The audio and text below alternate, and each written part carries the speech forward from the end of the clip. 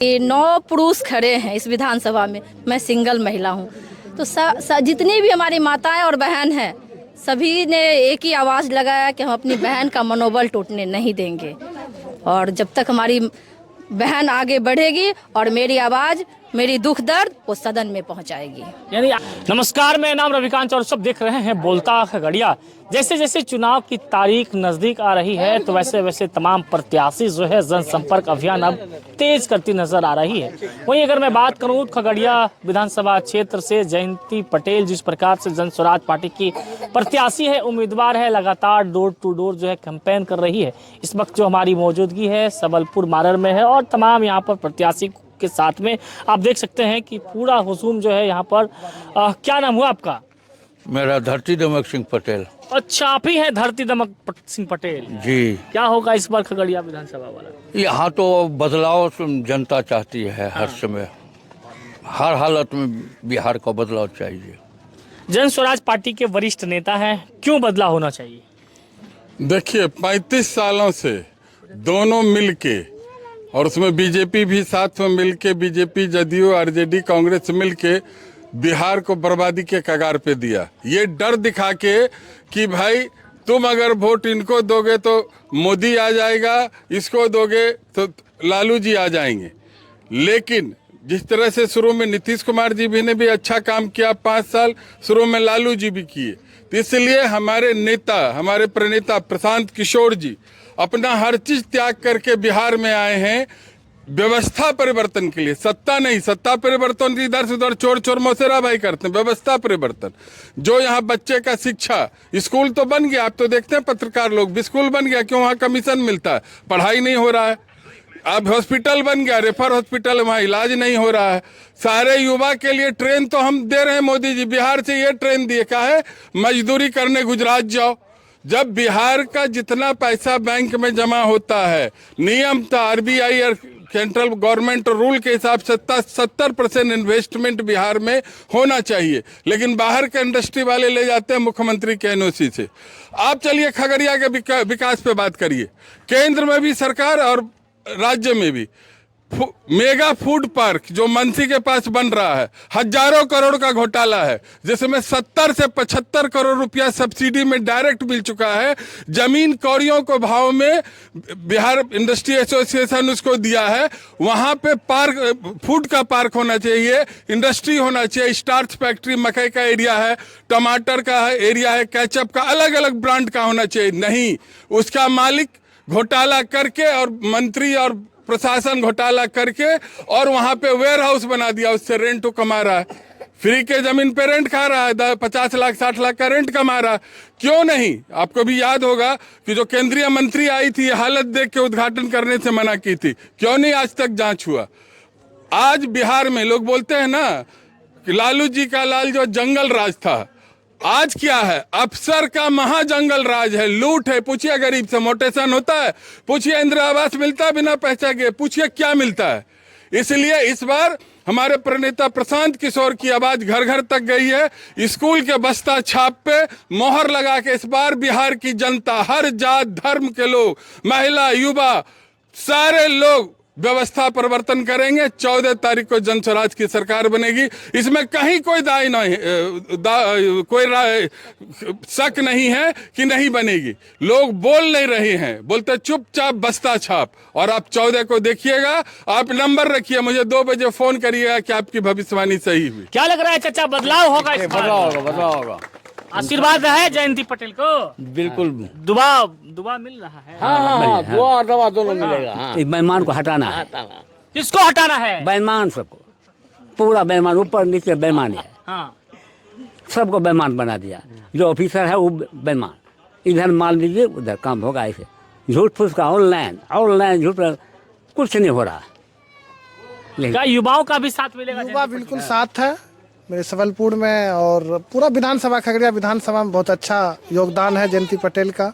हम लोग पूरा मुस्लिम से लेके हर समाज उठ के इनके साथ दे रहे हैं। बहुत अच्छा हवा चल रहा है। 6 तारीख को 3 नंबर पे स्कूल का वास्ता छाप पर दबाना है।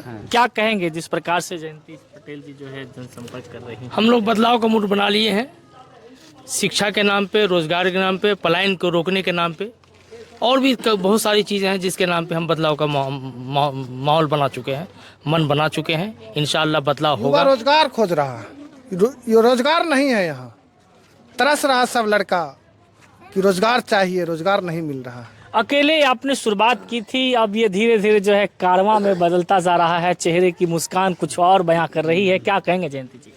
ये तो हमारे जनता मालिक का आशीर्वाद है।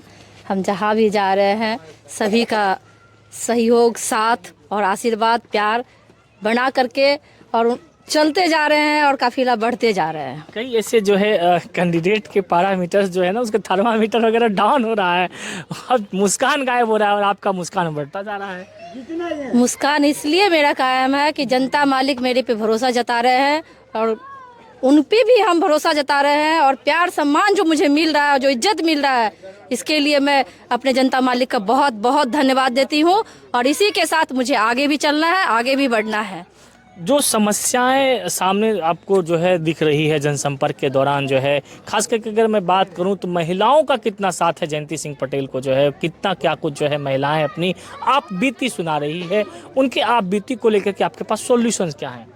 हमारी महिला तो सबसे पहला नंबर तो उनका कहना है कि 9 पुरुष खड़े हैं इस विधानसभा में, मैं सिंगल महिला हूँ। तो जितनी भी हमारी माताएं और बहन हैं, सभी ने एक ही आवाज़ लगाया कि हम अपनी बहन का मनोबल टूटने नहीं देंगे और जब तक हमारी बहन आगे बढ़ेगी और मेरी आवाज़, मेरी दुख दर्द वो सदन में पहुंचाएगी। यानी आधी आबादी पर एकदम सीधा जो है डाका डालेंगी जयंती पटेल। ये डाका नहीं, ये तो प्यार है। प्यार है, ये हमारी बहन के प्रति ये दूसरी बहन के लिए सम्मान है। इसके अलावा युवाओं के लिए क्या कुछ जो है सोच रही हैं आप? सबसे पहले देख लीजिए कि हमारे युवा पढ़ लिख करके वो त्रस्त हैं, ना उनके पास रोजगार है, उनको बाहर जाना पड़ता। अभी देखिए ना, छठ महापर्व जो अभी आपके सामने है, वो जो आ रहे हैं सफ़र करके ट्रेन में, वो जैसे लगता है भेड़ बकरी जो है वो कसे हुए हैं ट्रेन में, जो नहीं चढ़ पाते हैं, फिसल करके गिरने की वजह से कितने को मौत हो रही है। तो ये सब चीज़ से हमारे जो भाई, हमारे युवा हैं, ये सोच लिए हैं, मन बना लिए हैं कि इस छठ के बाद बाहर नहीं जाना है। सही है। मैं इधर आज सामने आइए, क्या नाम हुआ आपका? मेरा नाम इमरान हुआ। अच्छा जी। इमरान प्रतापगढ़ी? नहीं अच्छा, ये मारने वाले इमरान साहब? जी, हम क्या होगा? हम जन स्वराज वाले इमरान हैं, कांग्रेस वाले इमरान नहीं है। अच्छा ठीक है, क्या होगा इस बार? इस बार देखिए, सब अब तो इतना सारा आप सुन ही चुके हैं। इस बार सबसे पहली बात जो मुद्दा हमारा है, आप पत्रकार महोदय आप समझ लीजिए इस चीज़ को कि आज बिहार में किसी भी स्टेट का कोई भी वर्कर यहाँ काम करने नहीं आता है, लेकिन पूरे इंडिया लेवल पे कोई भी ऐसा स्टेट नहीं है जहाँ बिहार का लेबर नहीं जाता है। और जितनी भी पार्टी अभी है, 35 साल से तो वही है, 20 साल पप्पा 15 साल चचा, दोनों मिलके अपना भजा रहा है, मलाई खा रहा है, जनता को मूर्ख बनाया जा रहा है। तो इनका जो पहला मुद्दा है, इनका मुद्दा है पलायन के ऊपर, जो आज तक 35-40 साल से नहीं रुका। ये चीज़ युवाओं के लिए, जिनके घर में बेटा है जो बाहर जा रहे हैं कमाने के लिए, उन माता बहनों से और उनके पिता से अनुरोध है, गुजारिश है कि कम से कम उसका मुंह देख के, चेहरा देख के एक बार तो आप चेंज कीजिए। जिसके भाई अगर बाहर जा रहे हैं, ऐसा स्थिति से वो लोग आते हैं जैसे जानवर की तरह, मतलब लटक के कूद के, बहुत जगह तक एक्सीडेंटल केसेज आ जाते हैं ट्रेन के द्वारा। और सरकार पूरा एकदम कह रही भाई हम ट्रेन पर ट्रेन चला रहे हैं, वो मजदूरों के लिए ट्रेन चला रहे हैं, समझ रहे हैं। और रही बात शिक्षा के ऊपर, कि बिहार में अभी भी शिक्षा पद्धति जो है काफ़ी निचले स्तर पे आ गया है। अभी कोई भी मंत्री या कोई भी, अभी एक गवर्नमेंट टीचर का बच्चा कोई गवर्नमेंट स्कूल में नहीं पढ़ रहा है। इसका रीज़न क्या है? क्योंकि खुद ही जानता है, जहाँ मैं पढ़ाता हूँ वहाँ मैं सही तरीके से नहीं पढ़ा पाता, वहाँ शिक्षा व्यवस्था सही नहीं है। आप DAV देख लीजिए, रोजगार देख लीजिए, या केंद्रीय विद्यालय देख लीजिए, सभी के बड़े बड़े लोगों का बच्चा वहाँ पढ़ता है। तो इससे यही साफ जाहिर है कि बिहार में शिक्षा पद्धति क्या है, शिक्षा का लेवल कहाँ चला गया है। और रही बात प्रशांत किशोर जी का, तो आप जान लीजिए इनके पास इतना पावर है कि अगर इनको सत्ता का लालच होता तो पार्लियामेंट में जाके कब के बैठ चुके होते। तो ये चाहते हैं या तो अर्श पे रहे या तो फर्श पे रहे, जनता के साथ रहे, जनता के मुद्दों को इन्होंने उठाया, शिक्षा से लेके, पलायन से लेके, और जो अभी वृद्ध पेंशन, आपने देखा होगा 35 साल से वृद्धा पेंशन नहीं बढ़ा था, जब विधवा पेंशन नहीं बढ़ा था, लेकिन प्रशांत किशोर जी का एक वाक्य के द्वारा 1100 कर दिया गया। क्यों किया गया? क्यों? डर लग रहा है कि अगर भैया ये आ जाएंगे सरकार में तो ये तो बिहार को पूरे तरीके से विकसित कर देंगे। एनडीए वाले कह रहे हैं कि वृद्धा पेंशन जो बढ़ाए हैं उस सब वोट जो है एनडीए को मिलेगा। ऐसा कुछ नहीं है, ऐसा कुछ नहीं है। सभी लोग समझ रहे हैं कि हमारे जो नेता है प्रशांत किशोर जी, 2000 रुपये अगर आवाज़ नहीं उठाते तो 1100 रुपया भी नहीं होता।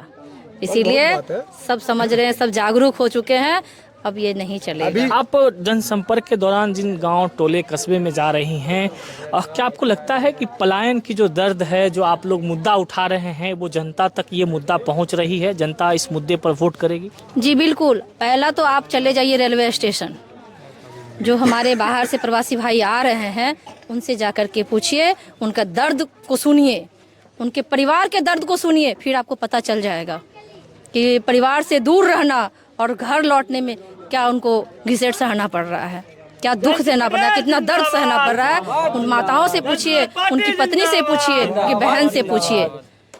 यही हम करना चाहते हैं कि यहाँ पे जो प्रशांत जी ये मुद्दा लेकर के चले हैं कि हम पलायन रोकेंगे और रोजगार की व्यवस्था हम करेंगे। मेरे माध्यम से क्या कुछ कहना चाहेंगे खगड़िया विधानसभा क्षेत्र की जनता को? मैं सभी जनता मालिक से हाथ जोड़ करके निवेदन करती हूँ कि आप लोग 6 नवंबर को क्रमांक संख्या 3 पर स्कूल के बस्ता छाप पर बटन दबाकर जनसुराज पार्टी को विजय बनावे। बस यही हम प्रार्थना करते हैं और आग्रह करते हैं। क्या कुछ करें मैम? और यही कहना है कि हम अभी देख रहे हैं कि राजद वालों ने घोषणा किया है कि हर घर में हम सरकारी नौकरी देंगे। ये मोदी जी का वो 15 लाख वाला भाषण है, इस पे आप महज जाइए, आप खुद कैलकुलेशन कर लीजिए, इकोनॉमी फेल को बता दीजिए कि कैलकुलेशन के हिसाब से जो पूरा परिवार है, हम 3 भाई हैं और तीनों का शादीशुदा, हम 3 परिवार हो गए, तो इस तरह से अगर वो नौकरी देंगे तो इतना पैसा लाएंगे कहाँ से?